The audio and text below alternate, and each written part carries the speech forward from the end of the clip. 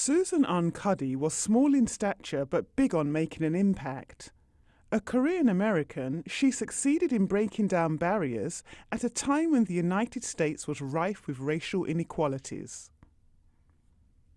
She became the US Navy's first female gunnery officer during World War II, rose to the rank of lieutenant, and later went on to work for US Naval Intelligence, the Library of Congress, and the National Security Agency.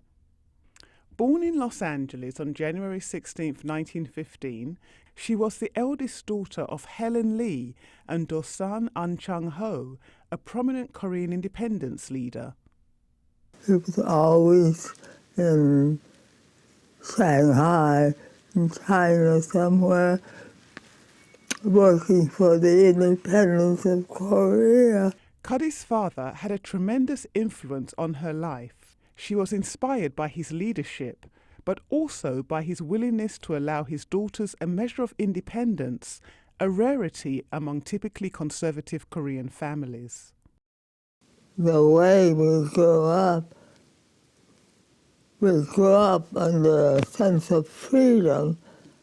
He didn't mind if we were rough, not ladylike.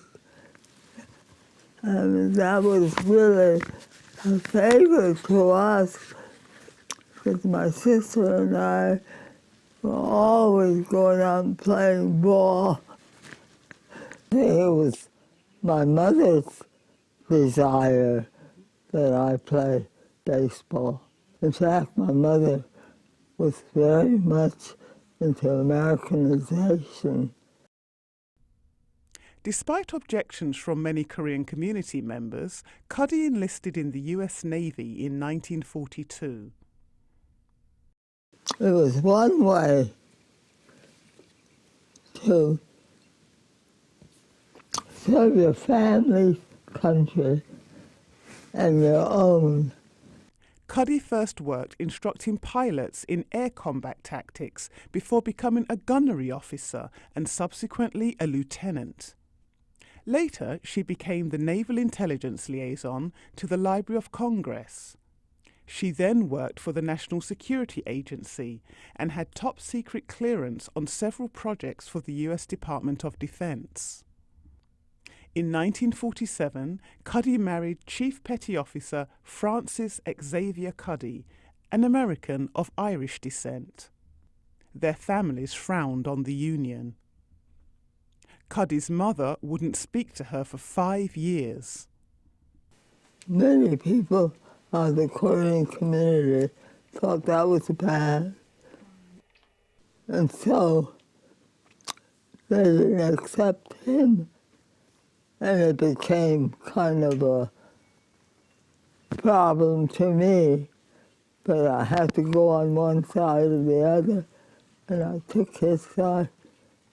They had 2 children, Christine, an entertainment attorney, and Philip, who works in medical research. In 1959, Cuddy moved back to Los Angeles. She helped manage the family's Phil Arn's Moongate restaurant, a popular Cantonese eatery in Panorama City that closed in 1990. She also plunged into working to inspire and support LA's growing Korean-American community while preserving the stories of pioneer Korean immigrants. Mentoring young people became her passion. She helped instruct youths about community organizing, taught them about Korean history and the struggle for independence, and encouraged them to be whoever they wanted to be. Cuddy died at her home in Northridge of natural causes on June 24th. She was 100 years old.